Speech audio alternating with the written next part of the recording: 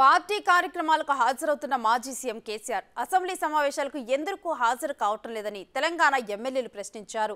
కేసీఆర్కు తెలంగాణపై చిత్తశుద్ధి లేదని మండిపడ్డారు. రేపు నల్గొండలో పోరుబాట పేరుతో ప్రజలను రెచ్చగొట్టే ప్రయత్నం చేస్తున్నారని మండిపడ్డారు. చాలా బాధాకరం.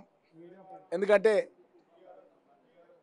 తాను గతం లోపల శాసనసభ లోపల ఇరిగేషన్ డిపార్ట్మెంట్ లోపల ఎన్నో సంస్కరణలు తీసుకొచ్చినాని, అసలు ప్రాజెక్టులన్నీ కూడా తానే నిర్మాణం చేసినాని, గతం లోపల కాంగ్రెస్ పార్టీ నేతృత్వంలోనే నాగార్జున సాగర్ కానీ, జురాల కానీ, ఈ విధంగా శ్రీశైలం కానీ ఈ ప్రాజెక్టులన్నీ కూడా నిర్మాణం చేసుకున్నాం. కానీ ఈ యొక్క కేసీఆర్ తనే ఏదో ప్రాజెక్టులు కట్టినాడన్న భావన ప్రజలు తీసుకెళ్లే ప్రయత్నం చేసిండు.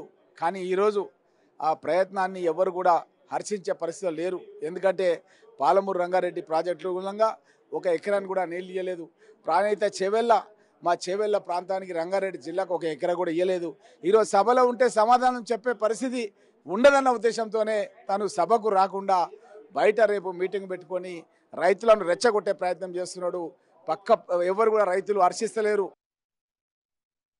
నీళ్లలో దోపిడీ చేసిన జలదోపిడీ చేసినటువంటి కేసీఆర్ ఇవాళ చర్చలకు రాక ముఖం చాటేసి ఫామ్ హౌస్లో పండుకున్నాడు.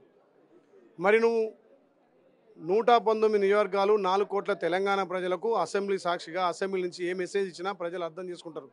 నువ్వేదో నల్గొండలో సెంటిమెంట్ కోసము నల్గొండలో ప్రజలను మోసం చేయడానికి నేను నల్గొండలో కృష్ణా జలాలు అంటున్నావు. ఇవాళ మనం ప్రజలు గెలిపించింది అసెంబ్లీలో మన విషయాలు చర్చించడానికి, 4 కోట్ల ప్రజలకు మనం తీసుకునే నిర్ణయాలు చెప్పడానికి.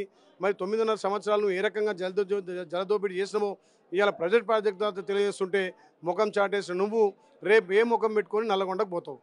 కృష్ణా జలాల్లో దోపిడీ ఎక్కువ చేసింది కేసీఆర్ ప్రభుత్వంలో. గతంలో 44,000 టీఎంసీలు ఉంటే ఇవాళ 98,000 టీఎంసీలు ఆంధ్రాకు దోచిపెట్టినావు.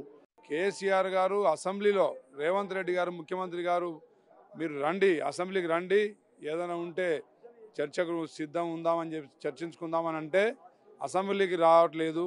కేసీఆర్ గారు తను చేసిన తప్పులు ఒప్పుకోవాల్సి వస్తుందని చెప్పి తన తప్పులు బయట పడతాయని చెప్పేసి మరి అసెంబ్లీ రాకుండా రేపు నల్గొండకు పోతా ఉన్నాడు. మరి నల్గొండ ప్రజలు అమాయకులని అనుకుంటున్నారా? కేసీఆర్ మీలో గనక నిజంగా నిబద్ధత, తెలంగాణ అభివృద్ధి మీద నిజాయితీ ఉంటే రేపు మాతో పాటు మేడిగడ్డ రండి.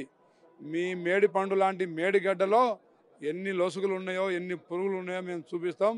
మీరు దమ్ముంటే మేడిగడ్డకు వచ్చిన తర్వాత నల్లగొండకు పోతావో గోల్కొండకు పోతావో తర్వాత డిసైడ్ చేద్దాం.